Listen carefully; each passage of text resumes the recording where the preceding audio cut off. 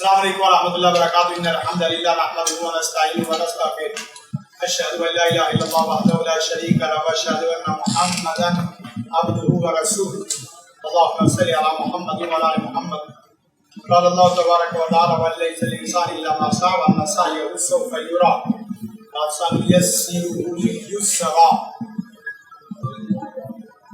ایک ہوتا انسان اور ایک ہوتا ہے بندہ اور ایک ہوتا ہے عالم، اور عالم کے بعد ایک ہے فقیہ اور فقیہ کے ساتھ مجتہد.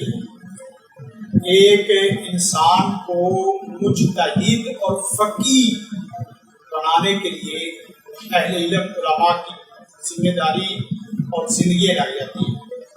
لیکن کون سا سبجیکٹ اس کو بناتا ہے؟ اصول فقہ.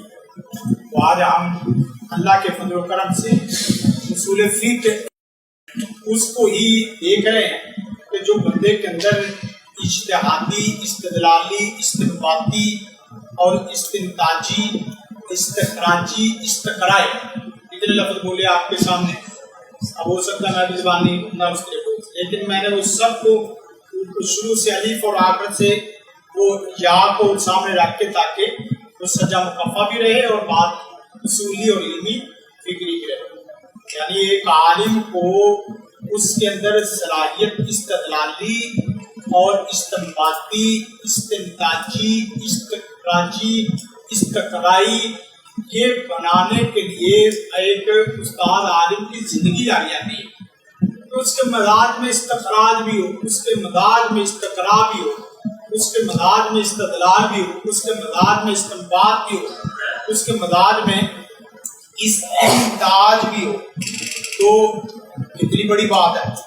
تو ہم یہی دیکھ رہے تھے کہ اصول فقہ کا اس کی گرد و غایت کیا ہے کہ ایک عالم کو استدلال اور استنباط کی ایسی اس کے اندر صلاحیت پیدا کرنا جس کی بنا پر وہ شرعی احکام کا اصولی اور عالمی سطح پر اس کا تفقع حاصل کر سکے. یعنی آپ اندازہ کریں، ایک اصولی تفہیم ہے اور اصولی عالمی سطح کی ہے. پہلی بات ہے کہ ہماری تفہیم اصولی نہیں بنتی، اور دوسری یہ ہے کہ عالمی سطح کی نہیں بنتی. یعنی ایک عالم کا علم اصولی اور عالمی ہوتا ہے، عالمی سطح کا. ایک عالم ربانی کا علم اصولی اور عالمی سطح پر ہوتا ہے. اصولی کا مطلب آپ کو میں نے بتایا، اصولی سے مراد کیا ہے؟ یہ لفظ جو میں نے آپ کو یا یوں ہی سمجھ سکتے، ایک عالم علم کو استخراجی، استقرائی، استدلالی، استنباطی، استنتاجی تمام جہتوں سے جانتا پہچانتا ہوتا ہے. اگر یہ آپ کے اندر صلاحیت آ گئی ہے تو علم آپ کے ارد گرد گھومے گا. شیخ الاسلام ابن تیمیہ کا مجھے جب میں نے شروع میں اصول تفسیر جب پڑھی تھی نا، ہم نے دوسری میں یا تیسری جو مقدمہ ابن تیمیہ جو اصول تفسیر ہے، اس وقت شروعات میں جو ابن تیمیہ کے ہم حالات زندگی میں پڑھ رہے تھے، یعنی آپ اندازہ کریں کافی بڑا پرانی 20-25 سال پرانی بات. تو اس وقت دیکھا تھا تو مجھے یہ سمجھ نہیں آ رہی تھی کہ یہ صاحب کتاب نے لکھ کیا دیا ہے. انہوں نے کہا تھا کہ شیخ الاسلام ابن تیمیہ رحمہ اللہ جس علم کو لکھنے یا پڑھنے بیٹھتے تو علم کے الفاظ ہاتھ جوڑ کر قطاروں کی شکل میں کھڑے ہو جاتے. اس علم کے الفاظ ہاتھ جوڑ کر قطاروں کی شکل میں کھڑے ہو جاتے. اس لفظ کی کیا مجال ہے کہ شیخ الاسلام جس لفظ کو جہاں رکھنا چاہیں وہ رکھنے سے کیا کرے؟ انکار. اور پھر انہوں نے ایک اور جملہ لکھا کہ علم کو جتنا چاہتے پھیلا دیتے اور جتنا چاہتے کام کرتے. علم کو لائنوں میں بیان کر دیتے اور علم کو کتابوں میں کھول دیتے. سطروں میں بیان کرنا اور کتابوں میں کھولنا یہ ایک عالم کے علم کی جہتوں پر مبنی ہے کہ اس کی کیا کون سی جہات کس طرح ہے. یہ کتاب یہ بھی ہوگا اور اسی طرح ایک صاحب کی کتاب دیکھی تو اس میں ایک ہی سطر میں ایک ہی صفحے میں 10 علوم لکھے ہوئے ہیں. ایک لفظ اٹھائیں تو 10 علوم خراب ہوتے ہیں. تو کتاب آپ نے دیکھی ہے کسی نے؟ یہ سیدھی مربع شکل مثلا ایسے جائے گی تو ایک علم ہے, ایسے جائے گا تو ایک علم ہے, ایسے تو کون شکل میں جائے گا تو ایک علم ہے. اس میں سے اجتہاد اٹھائیں گے 10 علم خراب ہوں گے. ایسی پیاری کتاب. ابھی مجھے نام دینے میں مستعد نہیں ہے, لیکن یہ کہ انہوں نے کس ترتیب سے, آپ اندازہ کریں اس عالم نے کتنی محنت کی ہے کہ اس طریقے سے پڑھیں گے نا ایک علم ہے, اس طریقے سے پڑھیں گے ایک علم ہے, اور ایسے تکون کی شکل میں پڑھیں گے تو ایک علم ہے. اسی طرح مختلف انہوں نے جہتیں نکالی ہیں اور ہر لفظ مربوط ہے 10 علوم سے. اور ایک صاحب نے کتاب لکھی کہ بغیر نقطوں کے سیرت پر, تو بڑی بڑی محنت کی گئی. بعض لوگوں نے یہ بھی دعویٰ کیا کہ قرآن کریم کو ہم اس طرح لکھیں گے کہ اس کے کسی علم کو بھی احاطے میں لانے سے چھوڑیں گے نہیں, لیکن ہوا یہ کہ وہ ایک علم میں اتنے فن سے کہ ایک کے ہو کے باقی سب کو کہہ دیا کہ یہ اللہ یاد ہے. یعنی انہوں نے کہا میں نے تاریخ, فلسفہ, علوم دینی, علوم سماجیت سارے جمع کرنے ہیں, لیکن یہ ہے کہ وہ ایک میں پھنسے اور ایک میں رہے. آپ کو تفسیروں کا بھی اس طریقے سے پتہ ہونا چاہیے. عقلی تفسیریں کون سی ہیں, تاریخی تفسیریں کون سی ہیں, فقہی مدارج پہ لکھی گئی تفسیریں کون سی ہیں, استنباطی اور استدلالی مدارج پہ لکھی گئی تفسیریں کون سی ہیں, لغوی اور عربک سسٹم کو سامنے رکھ کے کون سی تفسیریں, مفردات اور مرکبات کی ترکیبوں کے اعتبار سے تفسیریں لکھی گئی وہ کون سی ہے, طالب کو پتہ ہونا چاہیے تاکہ جو جس طرح کی مرد ہو وہ میڈیکل اسٹور اس طرح لے لے. یہ میں دیکھ رہا تھا نا کہ ان اللہ یحب الذین یقاتلون فی سبیلہ صفا, اب دیکھ رہا تھا صفا کا نام بنیان مرسوم کہا, وہ کئی ایک دیکھی تو لیکن وہ عبد المقصوم وغیرہ ان سے دیکھی تو انہوں نے مسئلہ حل کر دیا. کہیے آپ کو پتا ہو کہ میرے اس مرض کا علاج کس میڈیکل اسٹور میں ہے, بات سمجھ رہے کہ یہی اسی کا نام آج میرے پاس. مثلا آپ نے کہنا کہ سر ہم نے یہ کیا کرنی ہے, وہ ترکیب کرنی ہے, اس آیت کی ترکیب کر لی, تو ہم نے کہا ٹھیک ہے بھائی آپ اس آیت کی ترکیب کر لو لیکن مجھے 5 منٹ دے دو. 5 منٹ میں بندہ اپنا سارا میڈیکل اسٹور میں چکر لگا کے پیناڈول ڈسپلین سارا کچھ لے کے آ جاتا ہے. اس کے بعد گرد و قاعد کیا ہے کہ استدلال اور استنباط. استدلال اور استنباط میں نے دونوں اس لیے لکھی ہے. استدلال کا تعلق آپ کا کس سے بلا, تفہیم نص. استدلال کا تعلق کس سے, تفہیم نص, اور استنباط کا تعلق کس سے, تطبیق نص. بار بار یہ جملے اس لیے بولے جا رہے ہیں کہ آپ کو بچے یہ پوری زندگی کے لیے نہ بھولیں. امام ابو زرع کے متعلق یا کون سے امام ابو زرع کے متعلق مثال بناتے ہیں, فرماتے ہیں کہ مجھے 6 لاکھ حدیث ایسے یاد ہے جس طرح تمہیں قل واللہ یاد ہے. مجھے 6 لاکھ حدیث اس طریقے سے یاد, اس طرح یاد ہے جس طرح تمہیں قل واللہ یاد ہے. یہ بار بار بار بار بار بار ایک لفظ بولتے جو آپ کے مزاج کا حصہ بنے. میں نے اس لیے شروع میں کہا تھا ایک زبان کا حصہ, ایک دماغ کا حصہ, ایک عادات کا حصہ, ایک مزاج کا حصہ, ایک آپ کی طبیعت جبلت کا حصہ. اس طریقے سے بن جائے آپ سوئے ہوئے بھی ہو, جاگے ہوئے ہو, ہر چیز کا بیان اسی طریقے سے ہو چلتا ہے. پھر جا کے اور یہ دور اسی طرح کا ہے جس میں آپ کو دیکھ رہے ہیں. فضائل میں آپ تمام چیزیں جانتے ہیں کہ فلولا نفر من کل فرقۃ منهم لیتفقهوا فی الدین کا مطلب ایک گروہ تو ایسا ہونا چاہیے کہ جو اپنا پسینہ نہیں اپنا خون بہا دے شریعت کی تفہیم میں, خون خوش کر دے اپنے قرآن و سنت کی تفہیم میں. ایک گروہ تو ایسا ہونا چاہیے. لیتفقهوا فی الدین, اور فی الدین کا مطلب ایک گروپ تو ایسا ہونا چاہیے جو اپنے خون کو خوش کر دے پورے دین کی تفہیم میں.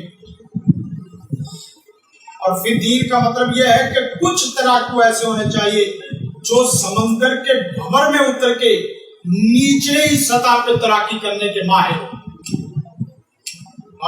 एक अपनी हदों में लड़ने वाले सिपा सलार जंगी प्यारे और जंगजू, और एक अगले आदमी की हुदूद और अगले आदमी के ममालिक में घुस के मार के वापस आ जाने वाले, तो जैसे भी जंगजू होने चाहिए। लिया तफक्कुह फिद्दीन, बात समझ रहे कि माँ कान मुमिनुन लियनफिरु काफ़ा, क्योंकि यहाँ जान मारनी है ना बच्चे, जान मारनी है। ये कैसी प्यारी बात है कि जगह कच्ची जो किया गया, माँ कान मुमिनुन लियनफिरु काफ़ा। ये लियनफिरु काफ़ा कौन सा है कि सारे ये इनफिरू वाली की शक्ल में ना निकलो, जमीनी सरहदों और अपनी जानों को कत्ल करवाने की तरफ, और एक है लियतफक्कुह फिद्दीन की तरफ आ जाओ। वो उधर जान मार रहे हैं और ये इधर जान मारे। ये नहीं है कि वो उधर जान मारे ये इधर पकौड़े मारे।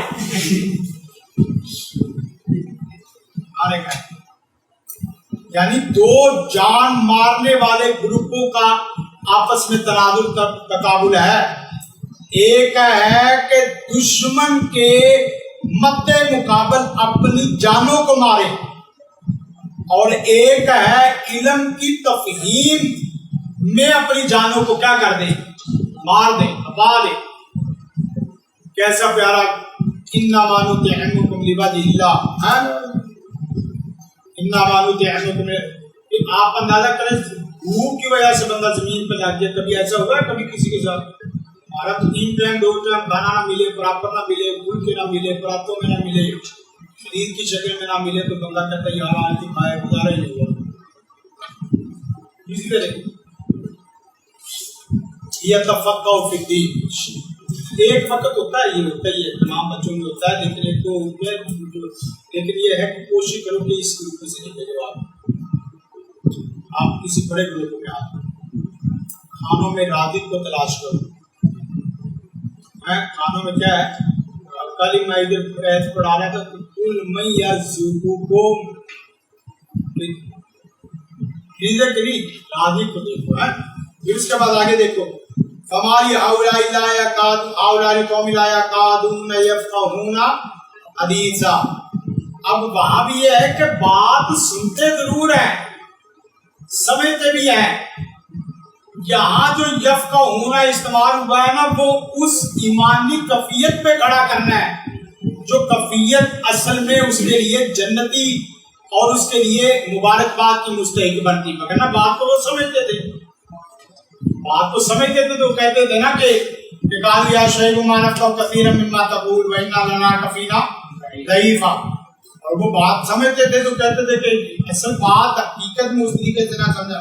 हज़रत किबरा बात तो तफ़क्कुह फिद्दीन की बात हो रही है ना कि कश्फ़ो बुल्दान की।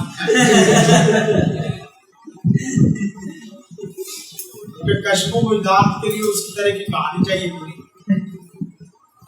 कहते हैं भाई हम तफ़क्कुह फिद्दीन के बिल मुकाबल कश्फ़ो बुल्दान के तरीके से बात को समझने के कायल फायद है। ज्यादा आप अपने ट्रैक में, हम अपने ट्रैक में, हम भी गलत नहीं है। साहब था, उसने कहा कि बात सुनो, ये जो खाना बनाना बड़ा मजेदार 2-3 डिशें, ये वो ही खाएगा सुबह कि जो सुबह सवेरे उठ के अच्छा खाब सुनाएगा। अब वो एक पीर था, दूसरा बुत था, पीर मदारे वगैरह बिछा दी, तो सुबह हुई तो पीर ने खाब सुना। कहने लगा मैं तो सोया हूं ना, तो मैं सोते ही मदीने और मक्के पहुंच गया। वहां मुझे फलां की ज़ियारत, तो मैंने तो फिर बैतुल्लाह के घूम के चक्कर लगाए, और मैंने घूम के हज़रत अस्वद के पोसे लिए, रोज़ा रसूल फलां, तो जैसे कौन खाब सुनाएंगे। दूसरे ने थोड़ा सूझी, उसने कहा भी पीर साहब मैंने एक ख्वाब देखा है, मैं अभी सोया हुई तो मैं आपके जानवरों के चारा लेने के लिए निकल जाऊँ। दूसरे का पीर के लिए सुनाऊंगा ताकि पीर भी मुझे कुछ न कुछ चले। उसने पीर को खुश करने के लिए क्या कर दिया, کہنے لگا میں تو بڑی بڑی دور سے آپ کا چارہ اور باقی تیسرا آدمی تھا حضرت، اس نے کہا کہ خواب سنانے والا تو نہیں ہے، خواب سنانے والا تو نہیں ہے، لیکن پر خواب ہے بڑا سخت خطرناک، لیکن سناؤ پھر کیا؟ کہنے لگا کہ اصل میں سویا ہوں تو آدھی رات ہوئی ہے تو ایک فرشتہ میرے پاس آ گیا، اس نے کہا اٹھو سارا کھانا کھا،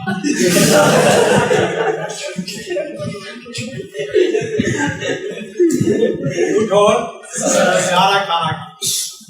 میں نے اسے بڑی معافی مانگی، اس نے کہا دیکھ یہ تلوار ہے، سیدھی قبر ہے، تو میں بڑی مجبوری سے اٹھا، تو میں نے تھوڑا سا نصف کر کے کھایا تو اسے مجھے مان، میں نے کہا نہیں میں آگے پوری بات، میں نے بڑی مشکل سے جان چھوڑی۔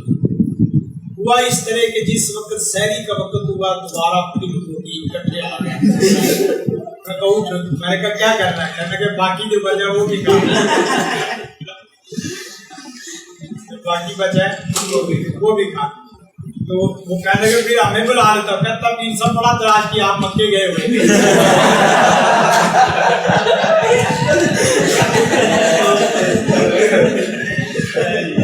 دوسرے کہنے لگے پیر مجھے بلا لیتا، کہنے لگا تو بھی چارہ لینے گیا ہوا، میرے لیے تو کیا مطلب اکیلا آدمی سارا کچھ کھانا، لیکن میں کیا کہوں کہ میرے ساتھ فرشتے تھے، کشف و بیدار کے بڑے فوائد ہیں، مولانا اس طرح نہیں کرنا ہے ورنہ سب پیر پور کا کہا جائے گا سارا، وَلَقَدْ يَسَّرْنَا الْقُرْآنَ لِلذِّكْرِ فَهَلْ مِن مُّدَّكِرٍ۔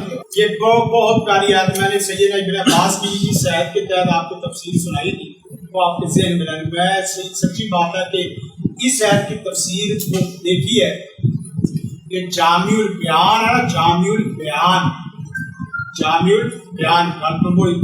اس تفسیر میں اس آیت کی تفسیر کو آپ دیکھیں گے تو سیدنا عبداللہ بن عباس کی یہ آیت کی تفسیر کہ اللہ تعالیٰ نے اس آیت کی تفسیر میں انہوں نے فرمایا کہ یہ اللہ کی خاص توفیق اور مہربانی ہے کہ اس نے اپنے کلام کے الفاظ کو انسانوں کی زبانوں پہ آسان کر دیا، اگر اللہ جاری نہ کرتا تو دنیا کا کوئی انسان اللہ کے کلام کے ایک لفظ کو اپنی زبان پہ لانے کی طاقت اور وسعت نہیں رکھتا تھا، اتنا جان، یعنی ہم ہے کہ جو فوری پڑھ جاتے، اور دوسری طرف معاف کرنا وہ لوگ جو کلام اللہ سے بھاگتے ہوئے کہتے ہیں کہ 14 علوم کی ضرورت ہے، 20 علوم کی ضرورت ہے، قرآن کو سمجھنے کے لیے یہ کرنے کی ضرورت ہے، یہ ساری جو نا وہ ہیلا بازی ہے۔ لوگ اردو کی کتابیں اور اپنے استادوں کی کتابوں کی تعلیم کرواتے ہیں، لیکن اللہ کے کلام کی تعلیم نہ کروانا یہ برکیف بہت بڑی جو نا وہ تکلیف دہ بات ہے، بہت بڑی تکلیف دہ بات۔ فَإِنَّمَا يَسَّرْنَاهُ بِلِسَانِكَ لِتُبَشِّرَ بِالْمُتَّقِينَ وَتُنذِرَ بِهِ قَوْمًا لُدًّا اِذَا أَنزَلْنَا إِلَيْكَ مُبَارَكٌ لِيَدَّبَّرُوا آيَاتِهِ، یہ تمام چیزیں نا اس کو دیکھ لینا، حدیثوں کو بھی دیکھ لینا۔ یہ اس حدیث نے بچے مجھے بڑا کھڑا، دونوں حدیثوں نے بڑا کھڑا کیا ہے، لیکن یہ حدیث نا نظر اللہ عمران سامیہ مقالتی، آپ یقین کریں جس وقت ہم نے مشکات میں یہ حدیث پڑھی، مشکات میں تو ہمارے استاد گرامی تھے شیخ رحمۃ اللہ صاحب مرحوم رحمہ اللہ رحمۃ واسعہ، انہوں نے اس حدیث کا بڑا عجیب و غریب ترجمہ کیا، اور یہ کہ 7 آنکھوں میں آنسو، فرمانے لگے نظر اللہ عمران، ترجمہ پتہ کیا کہ اللہ اس چہرے کو تر و تازہ رکھے، اس چہرے کو خوش و خرم رکھے۔ کیا ترجمہ کر رہے ہیں استاد؟ مجھے ابھی بھی یاد ہے، یعنی آپ اندازہ کریں کہ استاد کا نا پورا حدیث کو وجاہت کے ساتھ پڑھانا، اور بڑے صاحب علم اور عمل آدمی، صاحب فکر آدمی، اللہ اس چہرے کو ہمیشہ تر و تازہ رکھے، اللہ اس چہرے کو ہمیشہ خوش و خرم رکھے، اور ایک لفظ اور بڑا پیارا میٹھا سا بڑا بولا، اللہ اس چہرے کو گرم ہوا اور لو نہ لگنے دے، ہیں اللہ اس چہرے کو گرم ہوا اور لو نہ لگنے دے، جو میں محمد کا فرمان سنتا اور آگے سناتا۔ آپ یقین کریں کہ وہ یہ لفظ نا بچے کتابوں میں لکھنے والے نہیں ہیں، یہ دل میں نقش کرنے والے ہوتے ہیں۔ تو یہ ہم لوگ ہیں کہ اللہ کے فضل و کرم سے جو اللہ کے رسول کی حدیثیں سنتے اور سناتے اور پڑھتے، اور واقعتاً ہمارے شیوخ الحدیث میں دعوے سے کہتا ہوں کہ دنیا کائنات کے کسی شیخ الحدیث کے چہرے کو دیکھ لے، وہ اللہ کے فضل و کرم سے چہرہ تر و تازہ بھی ہوتا ہے، خوش و خرم بھی ہوتا ہے، اور اسے کوئی گرم ہوا اور لو بھی، لوگ اس کو سمجھتے ہیں بھئی یہ یتیم مسکین ہے، غریب بڑا ہے، مسکین رہا ہے، لیکن اللہ کی رحمت سے وہ باقاعدہ تر و تازہ۔ آپ گھوم لے پورا پاکستان اور گھوم لے پوری دنیا، ہمارے شیوخ کو دیکھ لیں اور آپ اپنے پروفیسروں کو دیکھ لیں، آپ اپنے ڈاکٹروں کو دیکھ لیں، آپ اپنے پروفیسروں اور اپنے ڈاکٹروں کو دیکھ لیں۔ ہمارے ڈاکٹروں اور پروفیسروں سے مراد بچے وہ ہیں جو مغربی سسٹم میں اس طرح گھل مل گئے کہ انہی کے ہو کے رہ گئے، وگرنہ جو ہمارے مسلمان ڈاکٹر پروفیسر ہیں جو قرآن سنت بھی پڑھتے ہیں اور ساتھ دنیا بھی پڑھاتے ہیں، میری مراد وہ نہیں ہے، لیکن وہ لوگ جو ان کے خاص سسٹم کے اور خاص شیڈول اور خاص جو نظام کے پورے عادی ہیں اور اسی کے پروموٹ کرنے والے ہیں، ان کو آپ دیکھ رہے ہیں چہرے اجڑے ہوئے، چہرے ویرانوں کی طرح ویران، پورے چہرے اس طریقے سے بنے ہوئے کہ اللہ کی پناہ کے ان کو دیکھ کے بندہ ویسے شرما جاتا ہے۔ علامہ فقہ فی الدین، یہ کتنی پیاری دعا ہے۔ ایک دعا نا استاد گرامی فرماتے ہیں کہ شیخ عبد الرحمن مدنی صاحب کے وہ عالم نہیں ہے، اس کا علم سے کوئی واسطہ راستہ نہیں، یہ جو دعا یہ ڈوب کے نہیں پڑتا۔ کون سی؟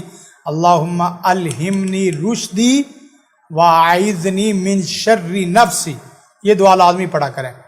اللہم الہمنی رشدی واعذنی من شر نفسی، اعذنی من شر نفسی، کتنی پیاری دعا ہے۔ اللہم الہمنی آنکھوں والی، اللہم الہمنی رشدی واعذنی من شر نفسی۔ بس اوقات بندے کو علم مل جاتا لیکن علم رشد و ہدایت کا ذریعہ نہیں بنتا۔ واعذنی من شر نفسی، من شر نفسی کا ترجمہ کرو نا، کیا کرو گے؟